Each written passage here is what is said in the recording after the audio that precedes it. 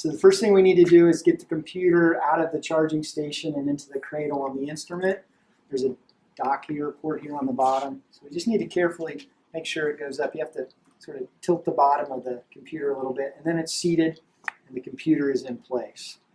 There's kind of a subtle little button down here at the bottom. On the right-hand side, kind of a round button. You should see a power symbol there. But if you press it, you'll know you've turned the instrument on because the green light will come on. And so now we know we have power to the instrument.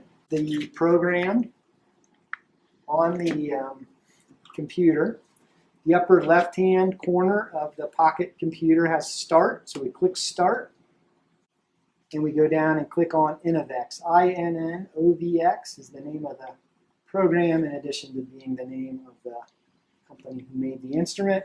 We get a radiation notice. We need to acknowledge that there are some safety concerns with the use of this instrument. As long as it's in the stand, it should be inherently safe, but you need to acknowledge this by clicking Start. And then the main screen comes up. And this is the main screen where you select the method you're going to use. Most of you will start with the alloy analytical method, so I'm going to click on that.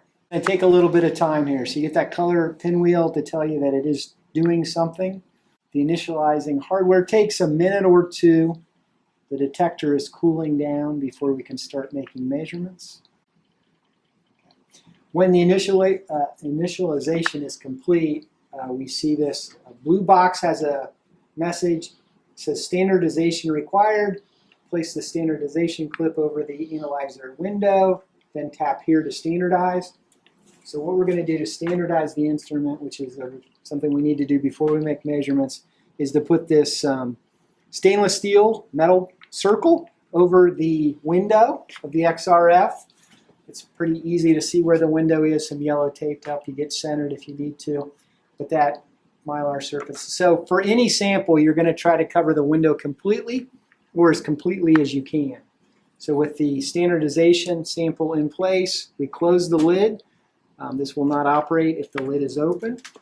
And then we click inside this box. So anywhere in this blue box, just simply tap. It will start the standardization process. The red light being on and flashing means that there are X-rays coming out, being generated, and that the shutter is open. If we were to open this door at this time, the shutter would immediately stop and we would abort the measurement. So leave the door closed. Measurements here will take anywhere typically from a minute to 2 minutes.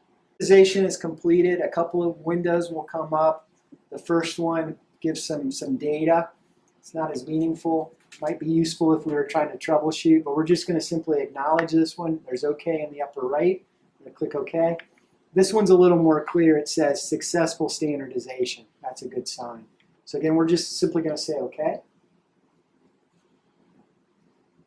Brings us back to the main screen for the method that we selected, the alloy analysis analytical method. And we're going to do a measurement. All we have to do is put the sample in place. I'm going to swap samples. I can look that different. So the standardization sample removed. A lot of the samples you'll be measuring are powders in these cups with mylar plastic bottoms. So this is the part that goes down over the window, the thin film. Okay, so we simply, again, just place these cups centered on the window, close the door, and click Start. In the alloy method, what it's trying to do is match the sample that we put on there to an alloy that's in the library. You might get no match, as I got in this case. We can also look at the results other ways, and this is going to be of interest as well. You can click on View, and then we want to look at the chemistry, which is sort of XRF speak for the elemental composition. So if I click on chemistry for this sample, I get some numerical results. In this case, the sample contains chromium, iron, and some tin.